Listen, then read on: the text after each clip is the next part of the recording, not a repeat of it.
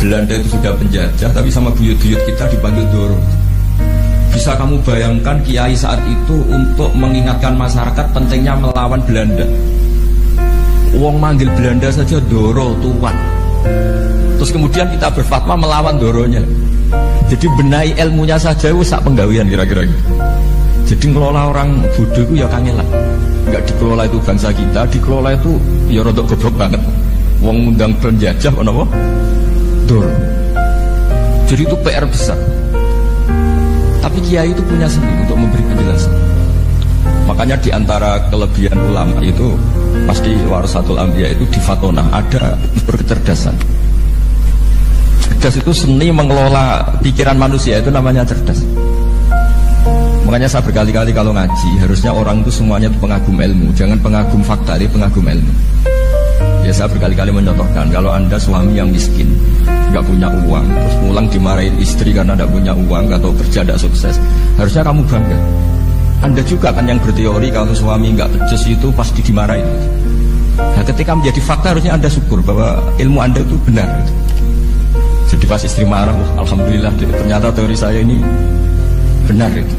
Ini lucu kan, teori Anda mengatakan demikian, tapi pas menjadi fakta Anda tidak siap. Nah, begitu juga menyangkut penjajah. Belanda itu sudah maju, Eropa sudah maju, Indonesia negara yang terbelakang. Di mana-mana terbelakang itu menjadi objek penjajahan. Di mana-mana yang terpelajar itu posisi menjajah. Sehingga ulama adalah mengertikan yang tidak ngerti. Karena teori penjajahan pasti gitu, yang tahu menjajah yang tidak tahu, yang sudah modern menjajah yang belum modern dan seterusnya. Makanya awwalu hadzal din itu al-ilmu. Makanya nomor satu itu ilmu, pengetahuan. Di sini pentingnya sampai Islam mewajibkan thalabul ilmi fardhatun ala kulli muslimin.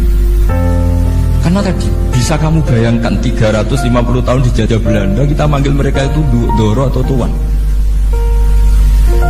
Kayak apa? Susahnya menggerakkan masyarakat yang cara pandang masih demikian.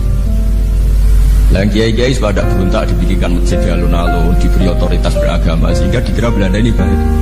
Padahal ini dulu ya niatnya menina bubukkan biar tidak ada pemberontakan.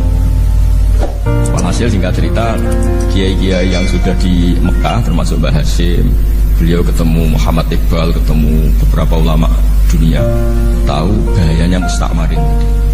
Terus akhirnya kiai-kiai kumpul-kumpul fatwa resolusi nopo.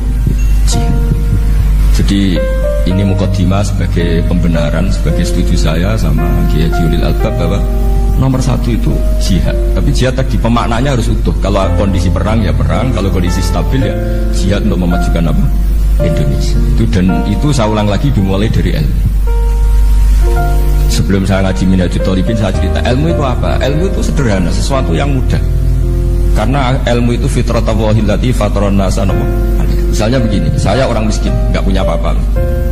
Sudah nggak punya apa-apa, nggak punya jabatan, keluarga yang nggak pati loyal, mungkin istri ada ngidolakan kita, bahkan anak kita sendiri juga nggak ngidolakan kita. Itu kan sial-sialnya orang, anak kita aja nggak pernah ngidolakan kita. Tapi untuk bahagia itu sebenarnya sederhana. Sederhananya begini, orang pinter itu ingin mempertahankan kehidupannya, terus pinter sampai berobat habis banyak ke Belanda, ke Jepang supaya mempertahankan nyawanya. Si miskin ini kalau dia setiap makan, ya Allah, saya dengan makan ini mempertahankan nyawa saya. Jika makan itu satu kajian ilmiah bahwa ini luar biasa. Bahwa orang punya Alphard, punya uang 1 miliar, itu tidak mempertahankan sesuatu yang pokok, yaitu nyawa. Orang tidak punya Alphard itu hidup, nggak punya uang 1 miliar hidup. Tapi kalau nggak punya nasi 1 piring, nggak punya air 1 gelas bisa mati. Artinya apa? Orang miskin itu yusyarikul aghniya, sama dengan orang-orang kaya dalam hal kepemilikan hal-hal yang pokok. Tapi kadang-kadang orang miskin itu ya non saya agak belagu, sudah miskin ingin punya Alphard, sudah miskin ingin punya, ya dia terus seharusnya cara berpikir nggak punya Alphard tuh masih hidup, nggak punya uang 1 miliar masih hidup. Yang punya Alphard hidupnya juga pakai nasi 1 piring, yang punya uang 1 miliar juga pakai nasi. Ya kalau itu kan sama, saya punya. Kalau gitu kan bisa miskin rasa kaya. Itu memang harus dilatih. Nah, kalau orang kaya kan rumahnya banyak di mana-mana. Memangnya kalau rumahnya banyak di mana-mana terus tidur di sini 1 jam, di rumah itu 1 jam, malah nggak bisa tidur kan? Tetap aja yang dipakai 1 kamar. Itu gunanya apa punya rumah banyak? Setidaknya zaman miskin itu dia berpikir gunanya apa punya rumah banyak untuk dipakai hanya 1. Meskipun suatu saat kalau dia kaya juga berpikirnya agak rubah. Ya penting punya rumah banyak, biar kemana-mana punya rumah nggak apa-apa. Tapi sementara masih miskin jangan berpikir seperti itu. Nah yang menjadi miskin kacau kan sudah miskin berpikirnya gaya orang kaya. Itu kecelakaan ya. Lah itu ilmu, maksudnya itu ilmu. Sehingga dulu Nabi ngajari orang miskin itu sederhana. Ketemu orang miskin sama Nabi diajarkan. Nabi diantara ajarannya begini. Ada seseorang man asbaha, orang yang setiap harinya mu'afan fi jasadi, dia sehat, aminan fi sirbi, negara dalam keadaan aman dan dalam ancaman, indahu qutu yaumik, dia hari itu punya makan, faka'an nama khizat lahu dunya bihadzafiriha, berarti dia sudah punya dunia isinya. Karena polanya sama. Buat Presiden Amerika itu yang untuk mempertahankan nyawanya ya makan pokok dan minuman pokok, bukan jabatannya sebagai presiden atau punya uang triliunan. Orang paling kaya di Indonesia juga gitu, untuk mempertahankan hidupnya juga dengan makanan pokok. Dan itu orang miskin punya. Kehidupan paling top itu apa? Ya kehidupan yang mempertahankan nyawa itu yang paling top, lainnya itu enggak. Karena mempertahankan nyawa ini super penting dan orang miskin bisa. Nah, saya berharap ilmu seperti inilah menjadikan bumi itu kuat ketika melawan Belanda. Kenapa kuat? Karena mereka gampang syukur. Barokahnya gampang syukur itu selesai dengan dirinya sendiri. Kalau bahasa intelektualnya itu, orang kalau sudah selesai dengan dirinya sendiri bisa berpikir memanfaati pada orang. Dulu orang-orang miskin ketika era sahabat, termasuk era para ulama yang mendidik para umatnya, itu selesai dengan dirinya sendiri. Nah sekarang banyak orang miskin juga termasuk orang kaya, bahkan belum selesai dengan dirinya. Wah itu angel, ngajak jihad angel, karena dengan dirinya saja belum selesai. Maka masyhur itu kan ketika perang Tabuk, ada orang datang, kira-kira kalau Indonesia pakai beras 4 kilo, ya Rasulullah yang 2 kilo tak kasihkan keluarga kami supaya bisa makan, yang 2 kilo tak kasihkan jenengan untuk biaya perang. Perang Tabuk itu perang tersulit, disebut perang Dadil Usra. Sekarang hitung saja, ini coba dihitung, mungkin yang bagian kasir tahu. Kalau 2 kilo kali 3.000, umat Islam masih itu sekitar hampir 3.000, itu sudah 6.000 kilo. 6.000 kilo itu artinya apa? Orang miskin ketika perang membiayai dirinya sendiri, itu satu. Kedua, dengan mental memberi, orang ini tidak tamak. Barokahnya tidak tamak, tidak nyalahkan yang kaya. Efek dari itu apa ketika perang Tabuk? Sumbangan dari Sayyidina Utsman yang jumlahnya besar sekali, yaitu di antara 1.000 dinar. 1 dinar kira-kira 4,25 gram, berarti sekitar 4.000 gram. Itu bisa diberikan alat perang.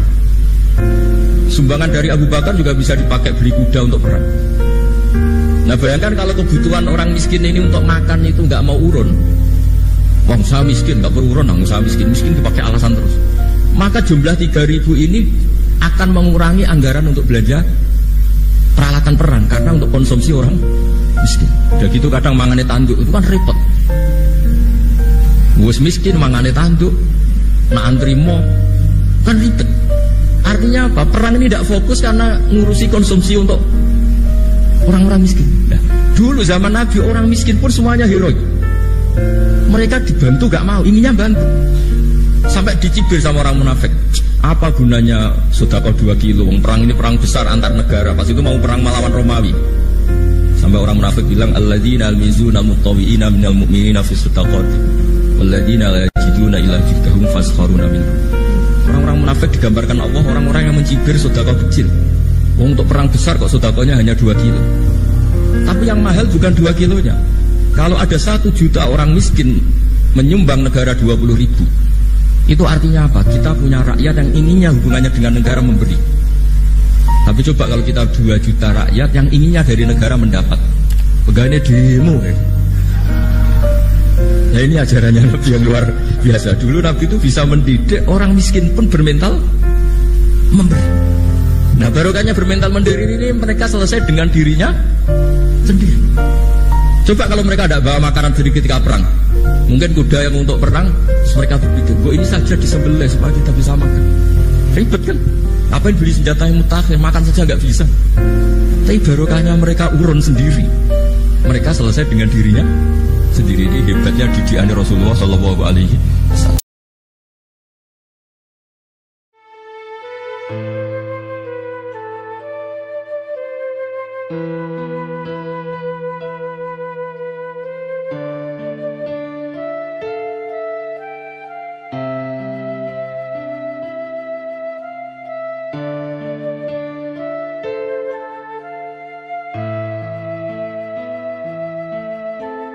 Thank you.